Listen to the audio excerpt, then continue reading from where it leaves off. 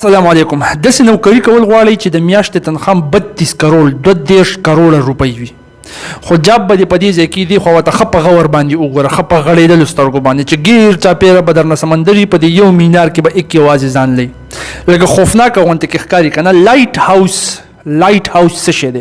د زیات سټوډنټس ډیمانډ په دې باندې و چې سر په دې کلاس والا نو په دې باندې اوس پوهیمه چې دا کمې خبرې خوري ګرځي چې 32 کروڑه روپۍ تنخواه به دي، په دې کې څه حقیقت دی؟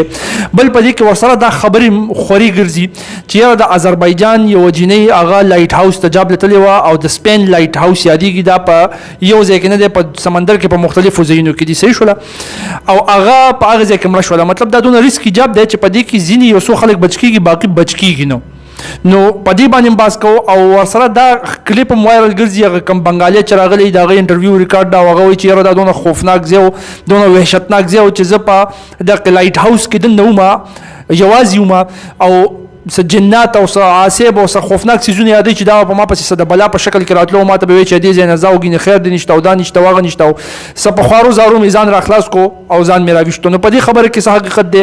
او ورسره دا هم ګوروجیا په دې سمندرو کې ولیدي. زه ګوره زه تا په خبره باندې پوه کړم، یو خبره ته په غور باندې غوږ کېږده او ته پوه شي چې لایټ هاوس اصل کې دی څه شی، ریالټي د دې څه شی ده. په دنیا کې نه دی، مونږ که تجارت ته وګورو که نه نو 70% د 80% نه سیوا تجارت دا د سمندر په ترو باندې کېږي، صحیح شوله. داسې هم چې ته ځمکې ته وګورې نو ستا سره تقریبا 10 یا یو کم 10% دا وچه راځي او سمندر ستا سره 80% سمندر راځي په دنیا کې. او دا خبره د قرآن نم ثابته ده، کوم چې میتھمیټیکل میریکلز اف قرآن ته وګورې که نه چې سمندر ټکی پکې څومره راغلی، د وچې ټکی پکې څومره راغلی دی او د هغې فیصدي روباسي. د کمال خبره دا چې هغه داسې راځي. میتھمیټیکل میریکلز اف قرآن نه دي، دا حد دی. ما ته یاد ساتئ، ما نه اکثر یې کېږي، ما ته یاد ساتئ، په دې باندې به انشاءالله جدا کلاس بیا والو. او دا ملحدان پې لږ سوځي هم ډېر زیات، او دا چې څومره سوځي مونږ له عمره مزه راکوي، نو اني هاو هغې باندې به جدا کلاس والو، صحیح شوله. اوس 71% سمندر دی، 29% وچه ده. دقه شانته کې چې توس په دنیا کې تجارت وګورې که نه نو د 80% نه بره تجارت دا د سمندر په ترو باندې کېږي. ټیک شو، هم د دې د وجې نه خو که ته وګورې که نه د سویز کینال شو، د سټریټ آف جبرالټر شو، باب المندب شو، د سټریټ آف هارموز شو، سټریټ آف ملاکا شو، او داسې مختلف ځه پسې د دې د دومره اهمیت ولې دی؟ ځکه چې د ټولو نه اهم او د ټولو نه زیات تجارت د سمندر په لارو باندې کېږي او دا د سمندر لارې دي. خبره باندې پوهېږي؟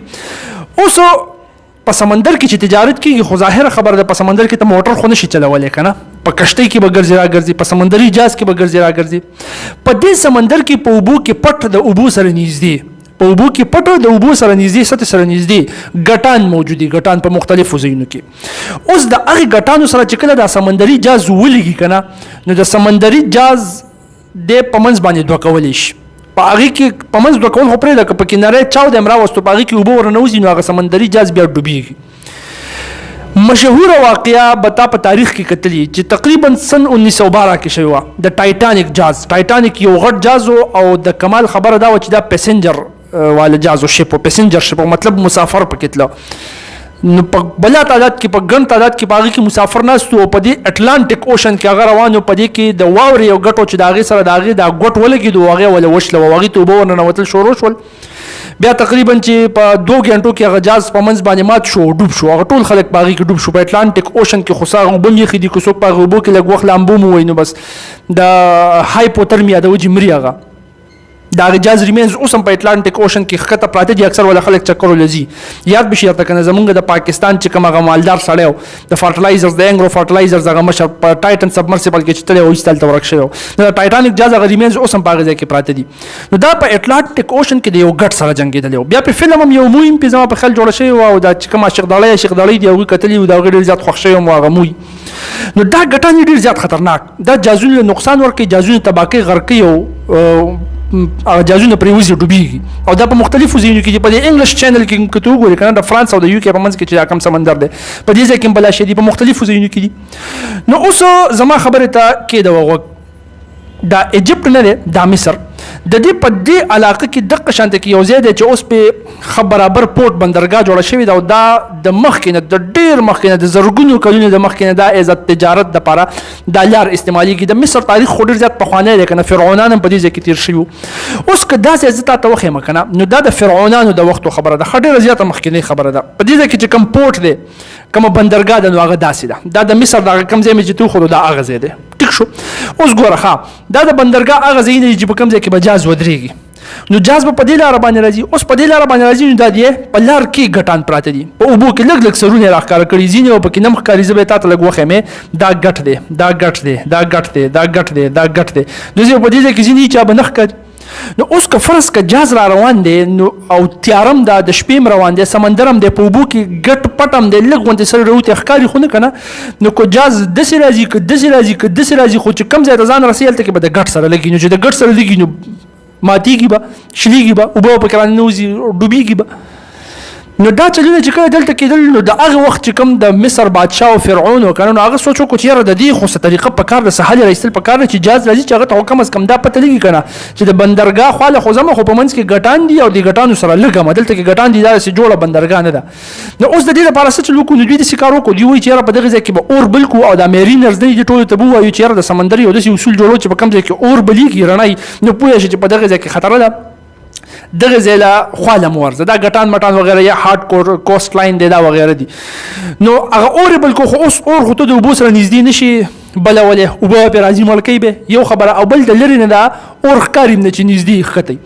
نو هغې سوچ وکړو چې یاره دقه شانتې کې په یو ځای کې اوږد مینار جوړ کړو د هغې مینار په سر باندې به اور بل کړو نو یو به د دې اوبو د چپو نه بچمي بل به بندم کړو او بل به د لرې نه هم ښکاري. نو د مینار دا سوچ وکړو په دقه طریقه باندې ړومبی مینار جوړ شو چې هغه به رڼا ورکوي او د لرې پورې به هغه رڼا رسي. نو دقه ته مونږ وایو د رڼا کور په انګلیش کې ورته ویل کېږي لایټ هاوس. پیروز اف الکسندریا لایټ هاوس اف الکسندریا دا ړومبی د دغه لایټ هاوس نوم چې دا جوړ شو او دا خبره دا ته ما وویل چې د زرګونو کاله پخوانۍ خبره ده. دا مینار دوی جوړ کړی تقریبا 350 فوټه اوچت ښه دومره اوږد مینار دوی جوړ کړی دی خو ورته وګوره داسې تصویر ولا د پینټ په ترو جوړ کړی دی ځکه چې دا مینار اوس شته دی نو دا د 14مې صدۍ په منځ کې خراب شوی و د ډېر زیاتو زلزلو د وجې او د طوفانونو د وجې په سمندر کې چې کوم راځي نو دا خراب شوی اوس شته دی نو د پینټ په ترو تصویر جوړ کړی دا اوس هم د دنیا په عجایباتو کې حسابېږي. ټیک شو د دې ریمینز هلته کې شته اوسنی چې کوم مصر حکومت دی هغه وایي چې دغه ځای کې څه د ټوریزم سپاټ جوړو چې خلک ولې ځي راځي او اینې یو قسم له میوزیم وي. نو دوی دغه شانته کې مینار جوړ کړو. نو په دې مینار کې اوس په دې ځای کې به اور بلیږي او د دې اور په ترو باندې به جهازونه والته دا پته لګي چې یاره په دغه ځای کې مسله شته دی دغه ځای کې خواوشا کې ګټان وغیره دي او زمونږ جهاز ورسره لګېدی شي لحاظه چې ځان د دغه ځای نه وساتو. نو دې شي ته ویلی کېږي لایټ هاوس. خبره باندې پوه شو چې کله دا اصول بیا جوړ شو که نه نو په سمندر کې په مختلفو ځایونو کې چې په کوم ځای کې د ګټانو خطر وه چې څوک د سمندر د تګ راتګ ایکسپرټ و هغوی ته پته وه که نه چې په کوم ځای کې د ګټانو خطر وه په هغه ځای کې دوی دغه شانتې مینارونه جوړول شروع کړو. نو په دنیا کې په سمندر په منځ کې په مختلفو ځایونو کې لایټ هاوسز جوړېدل شروع شو او ورسره بیا دا مو شو هغوی وایي چې یوازې خطره نه که نه چې دلته کې خطره ده او بس دلته مه راځه چې یوازې دا نه چې دې کې مونږ د مختلف قسمه رڼاګانې شامل کړو که نه چې کله دور ورو ایډوانس کېدلو چې مختلف قسمه رڼاګانې شامل کړو د رڼاګانو مختلف قسمه پیټرنز شامل کړو چې یوازې خطره خودل نه چې مونږ ته پکې لاره خودل می مطلب ایز ا نیویګیشن مونږ استعمالولی شو چې کم طرف ته جاستا وخل دي کم طرف ته نه دي. سمندر خو لوی سمندر دی کنه پکې د لاره ورکه شوله او چېرته په برمودا ټراینګل یا په ډریګن ټراینګل باندې ورغلې خو خبره دې ختمه شوله. نو نیویګیشن هم که چانه لاره غلطېږي چې هغه خپل ځان نیویګیټ کولی شي لاره معلومولی شي. نو دا پکې ورو بیا ایډوانسمنټ کېدل داسې ورته په دې کې لینزونه لګوه کنویکس لینز او کنکیو لینز چې د هغې په ترو باندې رڼا ډایورج کېږي یا کنورج کېږي او د لرې پورې رڼا رسوي یو ځای ته فوکس کوي. مختلف ترتیبونه پکې راوتل او زمانه ورو ایډوانس کېدله نو د بجلۍ په شکل کې د کې رڼاګانې او لیزرې دا وغیره راووتې چې کوم د اور هغه سیستم و هغه ترې ورو ختم شو. خیر اوس چې کوم لایټ هاوسز دي که نه نو هغه زیاتره د دقې کوم ځای کې چې هزارډیس ګټان مټانې د هغې دپاره زیاتره استعمالېږي څه ناسه نیویګیشن دپاره هم استعمالېږي خو چونکې نیویګیشن مطلب لاره معلومول دا زیاتره د سیټلایټ په ترو باندې شوی دی نو زیاتره نیویګیشن اوس په هغې پرپز باندې کېږي. خو دا لایټ هاوسز اوس هم په سمندر کې په مختلفو ځایونو کې شته دي او تا ته ما د دې مین مقاصد وي چې کوم هزارډیس ځایونه وي کوم خطرناک ځایونه وي په هغې ځای کې تا له اشاره درکوي چې دلته کې مسله ده ډېر نږدې په دې ځای کې نیغ مه کېږه تیز مه تاوېږه. صحیح شوله. اوس ګوره د دې په باره کې چې ویلی کېږي چې دلته کې نوکري کول دي او هغه ډېر زیات خطرناک وي نو دا ولې ویلی کېږي کیږي. ګوره دا خطرناک او په خوانی زمانه کې ولی په خوانی زمانه کې اتوماتیک سیستم نه وي. زه تا په خبره پوي کوم چې خطرناک ولی وي. لومبي خبره خو لا چې ته په داسې ځایونو کې چې په کوم ځای کې سمندر دا چپی دومره په مضبوطیا سره راځي او طوفان اني ټایم جوړېدای شي. خطرناک د سمندر په منځ کې چې کم طوفان کنه دا چې څوک په مرچن نیوي کې یا په نیوي کې دا غنه تاسو کا ابه ته چې دا څومره خطرناک طوفانونه او ته په دې ځای کې आवाज ګيري تندر د باندې را پریوتای شي. نو دا طوفانونه او دا تندر دا وغیرہ خو تاخه مضبوط خرابول شي. سلام ملکول شي. نو خو په دې وجه باندې خطرناک شو. بل په دې وجه باندې خطرناک شو چې ته په دې ځای کې جاب کې بالکل د دنیا نه کټ اف یوازې ځان له اوسېږي یوازې. نو دا یوازې اوسېدل نه دی دا د انسان د پاره چې انسان الله تعالی یو سوشل انیمل پیدا کړی دی. مطلب سوشل لیوینګ ارګانیزم دی. سوشل مطلب دا چې دی په معاشره کې اوسېږي د نورو سره به یو ځای اوسېږي د هغوی سره به لین دین کوي بات چیت به کوي. نو دی به نارملي دی چې ډېره موده یوازې پرېږدي که نه د کې د په دماغو کې مختلف قسمه مسایل پیدا کېږي. لکه مثال کې طور پر زیات چې یو کس یوازې پاتې کېږي که نه نو دته ډیمینشیا کېدی شي. ډیمینشیا اوس ډیمینشیا څه شی دی؟ په ډیمینشیا کې بروره ستا نارمل سوچ کول پیټرنز دي دا به ګډوډ شي. ستا یاداشت نه دي دا به ګډوډ شي. ستا په بیهیویر کې به چینجز راشي. ایون تر دې مطلب نارمل منټل هیلث به دې نه وي. منټل هیلث به دې دا به دې نارمل نه وي.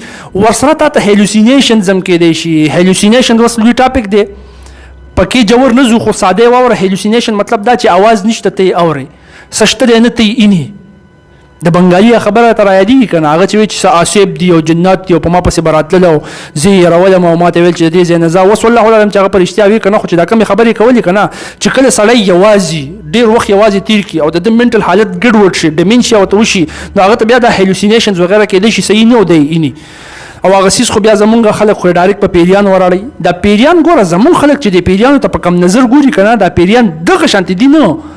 دا چې څوک قرآن نه لري هغه ته داسې ښکاري. څوک چې قرآن وایي د ته حقیقت کې پته ولګي چې پیری څنګه مخلوق دی.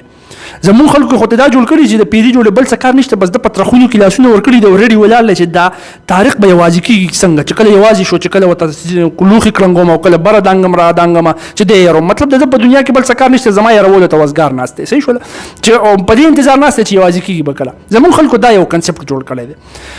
حالانکه د پیری کنسپټ جدا دی. خیر اوس دغه کلاس دغه نه هغه طرف ته نه ځو خو په ډیمنشیا کې داسې هیلوسینیشنز کېږي نو هغه ته بیا داسې ښکاري شوي جوړېداره پسې پر اشتیا څوک راغلي او راغلی دی.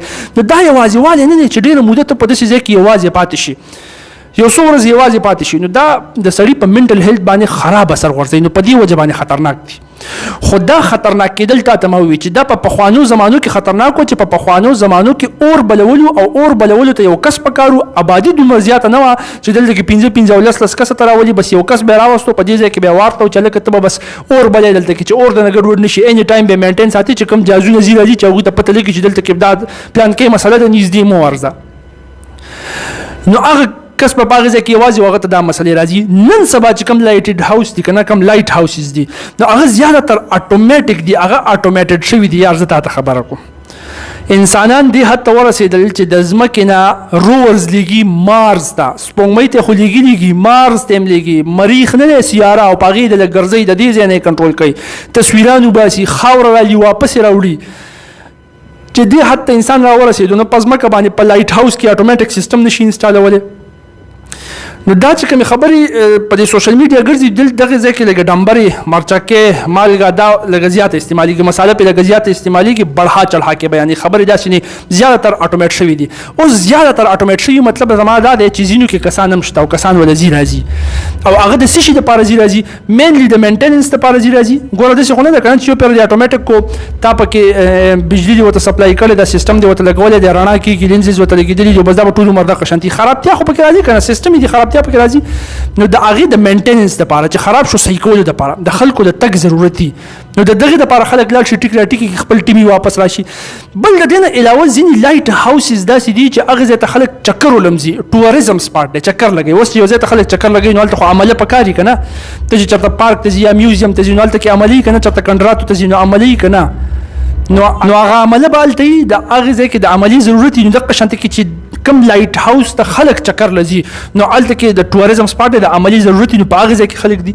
نو داسې لایټ هاوسز کې د خلکو ضرورت راځي باقي زیاتره اټومیټ شوي دي. اوس چې کوم ځای کې د خلکو دا ضرورت راځي نو هغه ځای کې حقیقت د جابز راوځي او ښه سیلریز هم دي تنخواګانې مخیخي دي خو دومره نه دي څنګه چې بړها چړها کې په دې افواګانو کې یادېږي چې 32 کروڑ روپۍ به د یوې میاشتې درکوي او په 3 میاشتو کې به ته اربپتي شوی داسې نه دي تنخواهی په لکونو کې تنخواهی هغه ته سرچ کا مختلف لایټ هاوسز په مختلفو ځایونو کې خپل ډیټیلز خپل ویب سایټ خپل طریقه کاری د اپلای ته سرچ کولای شي خپل تنخواګانی خو دا چې کوم خبرې کیږي نو دا لکه سب بلها چلها کیږي نو لہذا دا افواګانی دي خبره داسې ده نه صحیح شوله باقي د آذربایجان د خزي خبره پاتې شوله نو دا څه کنفرم نه ده والله اعلم چې داسې شوی دي کنه دي شوی او د بنگالي خو ملت وی چې دغه ډیمنشیا د وجه کفرس کده یوازې پاتې شوی نو ډیمنشیا کې دي شنو هلوسینیشنز یغه انسان ته کیږي چې څوک یوازې پاتې کیږي دا غصدا کارونه کیږي نو په لایټ هاوس باندې به پوهه شوی لایټ هاوس اصل کې د مینار ته وایي چې په سمندر کې بل کېدل رڼا به پکې یو د به ته په دغه خوش علاقه کې هزاردیس